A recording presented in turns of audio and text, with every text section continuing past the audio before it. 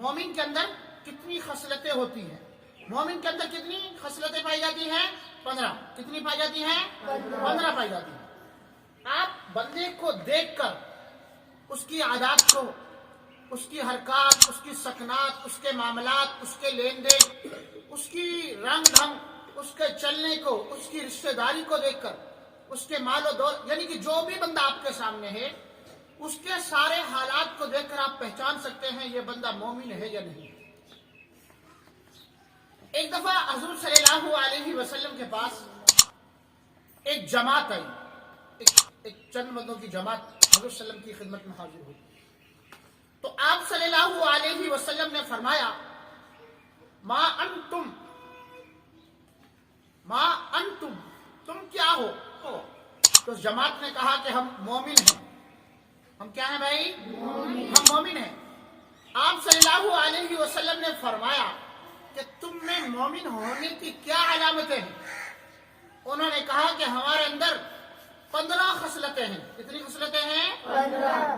کتنی خصلتیں ہیں؟ 15 خصلتیں ہیں. اور انہوں نے فرمایا کہ 5 پر تو ہم ایمان لائے ہیں، اور 5 وہ ہیں جن پر ہم عمل کر رہے ہیں، اور 5 وہ ہیں جو ہم زمانہ جاہلیت سے کرتے آ رہے ہیں. پھر بتایا کہ جن 5 پر ہم ایمان لے کر آئے ہیں وہ یہ ہیں کہ ایمان لائے ہم اللہ پر، ایمان لائے اللہ پر اور اس کے فرشتوں پر، کی کتابوں پر اور اس کے رسولوں پر، اور ہر اچھی بری تقدیر پر کہ جو بنائی گئی ہے وہ اللہ کی طرف سے. پھر بتایا کہ 5 وہ ہیں جن پر ہم عمل کرتے ہیں.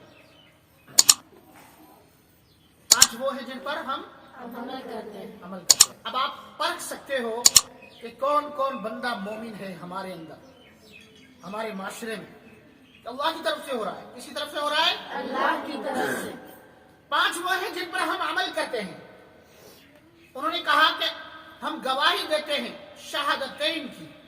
کس کی؟ شہادتین کی. کہ اللہ کے سوائے کوئی عبادت کے لائق نہیں، اور حضرت محمد صلی اللہ علیہ وسلم اللہ کے رسول. ایک تو یہ ہو گیا. 5 وہ جن پر عمل کرتے ہیں.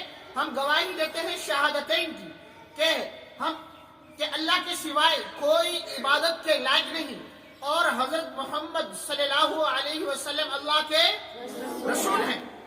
اور نمبر 2، 5 میں سے ایک تو انہوں نے بتا دی ہم گواہی دیتے ہیں. نمبر 2 انہوں نے کہا کہ ہم نماز قائم کرتے ہیں. کیا کرتے ہیں؟ نماز قائم کرتے ہیں. اب بتاؤ مومن کون کون رہا؟ نماز قائم کرتے ہیں. مومن کی نشانی ہے وہ نماز کا پابند ہوگا.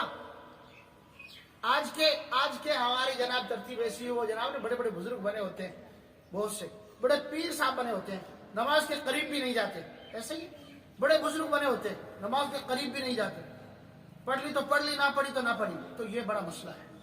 ابھی سے نماز کے پابند بن جاؤ. کوشش کرو گے انشاءاللہ. کیا بات ہے. مومن تو وہ ہوتا ہے جو نماز پہ آ کر غشی ہو تو ہوش میں آ جائے. کیسی بات ہے.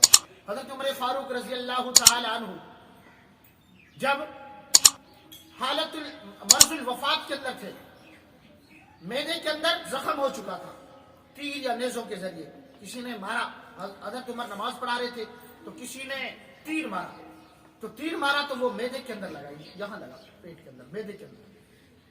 معدے کے اندر زخم ہو چکا تھا، تیر اندر تک گھس چکا تھا، آندڑیوں تک گھس چکا تھا. حضرت عمر فاروق رضی اللہ تعالی عنہ جب طبیب آئے، طبیب نے آ کر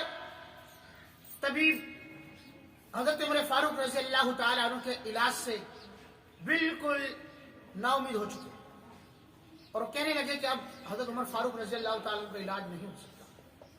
یہاں تک حالت تھی حضرت عمر فاروق رضی اللہ تعالی عنہ کی کہ دودھ پلایا گیا تو وہ اسی طرح سفید کا سفید یہاں سے نکل رہا تھا. یعنی اتنی معدہ ڈیمیج ہو چکا تھا. دودھ کی سفیدی کو دیکھ کر طبیب بھی نا امید ہو چکے تھے. اس موقع پر حضرت عمر فاروق رضی اللہ تعالیٰ عنہ غش میں تھے، غشی تاری تھی. حضرت عمر فاروق رضی اللہ تعالیٰ عنہ کو ہوش میں لانے کی خوب کوشش کی گئی کہ حضرت عمر فاروق رضی اللہ تعالیٰ عنہ کو ہوش میں لایا گیا، لیکن بالکل غشی تاری تھی، ہوش میں نہیں آ سکتے تھے. کسی نے کہا किसी ने कहा कि नमाज का वक्त हो चुका है, हजरत उमर फारूक रज़ी अल्लाह ताला अन्हु के कान में कही जाए कि नमाज का वक्त हो चुका है, तो उम्मीद है कि हजरत उमर फारूक रज़ी अल्लाह ताला अन्हु होश में आ जाएंगे। हालत कौन सी है? बिल्कुल मर्जुल वफात का वक्त है और गशी तारी है। हजरत उमर फारूक रज़ी अल्लाह ताला अन्हु से कहा गया, कान में कहा गया कि नमाज का वक्त हो चुका है, अस्सला, नमाज का वक्त हो चुका है। तो फौरन होश में आ गए और कहा, उस बंदे का दीन में कोई हिस्सा ही नहीं जो नमाज ना पढ़े। उस बंदे का दीन में कोई हिस्सा ही नहीं जो नमाज ना पढ़े। तो और होश में आए, होश में आने के बाद नमाज अदा की उस मर्ज में। और आज हम क्या है? आज हम सिर्फ अपनी सुस्ती में, अपने छोटे छोटे कामों में और अपनी जनाब पढ़ाई के रंग ढंग में, या अपने और हमारे अपने माँ बाप को देख लो, माँ बाप को देख लो कि थोड़ा कोई काम भी नहीं है, ऐसे ही वक्त घरों में बैठे हुए नमाज को छोड़ रहे हैं। मोमिन की निशानी यह है वो नमाज का भी पाबंद होगा। उन्होंने कहा कि हम रमजान के रोजे रखते हैं। क्या करते हैं? रमजान के रोजे रखते हैं। और नंबर 4, हम बैतुल्लाह का हज करते हैं।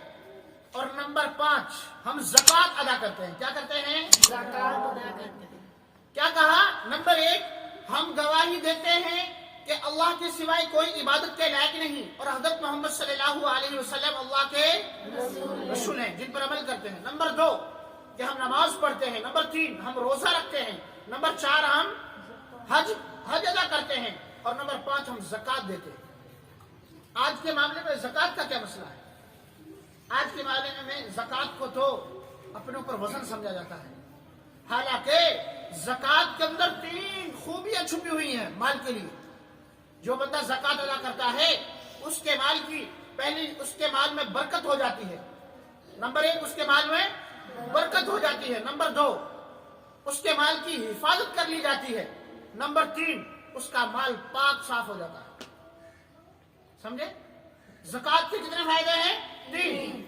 पहली, नंबर 1 माल में बरकत हो जाती है। नंबर 2 माल की हिफाजत कर ली जाती है। नंबर 3 माल पाकीज़ा हो जाता है। आज के दौर में तो लोग भाई नेक कामों की जगह में ज़कात लगाने को तलाश कर रहे हैं कि भाई जो नेक कामों की जगह है वहां ज़कात को लगा दें। भाई नेक कामों की जो जगह है वहां तो तुम्हारा पाकीज़ा माल लगने की जगह है। नेक कामों की जगह अपने पाकीज़ा माल को लगाया जाए। नेक कामों की जगह अपने पाकीज़ा मालों को लगाया जाए।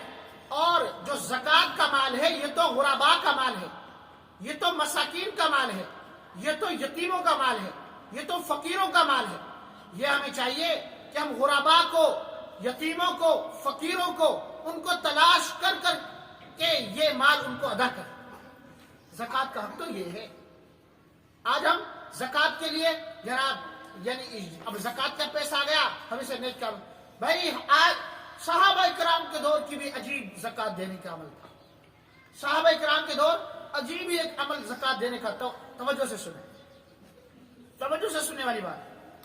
सहाबा इकराम के जमाने में ज़कात इस तरह दी जाती थी कि जिस तरह आजकल तुम लोग आंख मचोली खेलते हो। भाई खेलते हो? आंख मचोली खेल का पता है ना सबको कि जनाब जो वो तलाश कर रहा है, दूसरा उससे छुप रहा है। ऐसा ही है। और जितना वो उसके करीब आता है इतना ही वो छुपता है दूसरा। ऐसा ही है भाई। ज़कात का भी यही मामला था। अमीर लोग जिनकी ज़कात बनती थी वो अपने माल को लेकर गरीबों को तलाश करते थे कि गरीब कहाँ है, और गरीब अपने आप को छुपाते थे। गरीब अपने आप को छुपाते थे और वो तलाश कर करके उनको देते थे और वो अपने आप को छुपाते थे। वो ज़कात देने का तरीका था। और एक हाथ को देते थे, दूसरे को खबर भी नहीं होती थी। इस तरह देते कि खबर भी नहीं होती थी किसी को कि भाई इसको इसने दिया है। और आज के दौर में ज़कात के माल को देने के लिए क्या कहीं मूवियां बनाई जाती हैं, कभी वीडियो बनाई जाती है और तरह तरह से फकीरों को, बेचारों को रुस्वा किया जाता है। आज का दौर, आज का जमाना तो उल्टा आ गया। ज़कात लेने के लिए फुकारा पीछे पीछे और अमीर झुकते फिर रहे। ऐसा ही है भाई। फुकारा चाह रहे हमें मिल जाए और अमीर छुपते फिर रहे। تو یہ زکوٰۃ کی بہت اہم چیز ہے. ہمیں چاہیے اپنی زکوٰۃ کو بالکل جو حقدار ہے اس کو پہنچائیں اور اس انداز سے پہنچائیں کہ اس سے کوئی فائدہ بھی ہمیں وصول نہ ہو. مثلا ایک بندے کو زکوٰۃ دے دی اور زکوٰۃ دینے کے بعد وہ آپ کی مخالف پارٹی، مثلا جس نے زکوٰۃ دے دی وہ دوسری مخالف پارٹی کو سپورٹ کر رہا ہے، جس کے ساتھ وہ زکوٰۃ دینے والا اس کے ساتھ نہیں ہے، مخالف پارٹی کے ساتھ چل رہا ہے. اب یہاں اگر اس کو پیش آیا زکوٰۃ دینے والے کو پیش آیا اس انداز کا جو کہ زکوٰۃ دینے سے پہلے اس پر نہیں آتا تھا، تو سمجھ لو کہ زکوٰۃ دینے کا حق ادا نہیں کیا اس نے. تو زکوٰۃ کو اس انداز سے دیا جائے کہ اگلے کے اوپر دینے والے کے اوپر احسان مندی بھی نہ رہے. تو اس چیز کا ابھی سے بھائی اپنے گھروں میں بھی کوشش کرو، اور جب اللہ آپ کو زکوٰۃ دینے کے قابل کرے تو اس انداز سے زکوٰۃ دینے کی کوشش کریں گے بھائی انشاءاللہ. آگے وہ کہہ رہے ہیں 5 چیزیں ہمارے اندر ہیں زمانہ جاہلیت سے. جب ہم جاہلیت کا زمانہ تھا اس وقت سے ہمارے اندر یہ 5 چیزیں. انہوں نے کہا نمبر 1 صبر. کیا؟ نمبر 1 صبر. ہم صبر سے کام لیتے تھے زمانہ جاہلیت سے. نمبر 2 شکر. ہمارے اندر شکر تھا زمانہ جاہلیت سے. اگر کوئی بھی کام ہوتا ہم صبر اور استقامت کے ساتھ کرتے تھے. نمبر 2 ہم شکر کے ساتھ اپنے کام کو سر انجام دیتے تھے. اور نمبر 3 استقامت، کہ ہم ہر مخالف کے ساتھ جب ڈٹ جاتے تو ڈٹ جاتے تھے، پھر پیچھے نہیں ہٹتے تھے.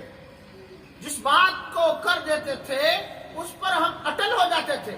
اس کے مقابلے میں جتنی بھی چاہے پاورفل طاقت آئے ہم ایک قدم پیچھے نہیں ہٹتے تھے. سمجھے؟ اب آپ مومن تلاش کریں کہ کون مومن ہے، چیک کریں اپنے اندر کہ کن کے اندر یہ چیزیں ہیں. اور نمبر 4 اگر دشمن پر کوئی عذاب آ جائے جو ہمارے خلاف ہے، جو ہمارے متبادل ہے، دشمن پر کوئی مصیبت آ جائے، کوئی ناگواری آ جائے، کوئی عذاب آ جائے تو ہم اس سے خوش نہیں ہوتے تھے. آج ہمارے دشمنوں کے ساتھ اگر کچھ ناگواری ہو جائے تو ہم خوش ہونے کی ترتیب میں جاتے ہیں. یہ بھی مومن کی نشانی نہیں ہے کہ خوش نہیں ہونا چاہیے، تو اس کا نقصان ہوا ہے. بے شک دشمن ہے وہ ایک علیحدہ میٹر ہے، لیکن ہمارا وہ پھر بھی انسان پر ہے نا. نمبر 5 اور اللہ کے فیصلے پر ہم راضی رہتے تھے. اللہ کے فیصلے پر مثلا اللہ نے ہمیں غریب گھر میں پیدا کر دیا تو کیا بات ہے، کوئی بات نہیں.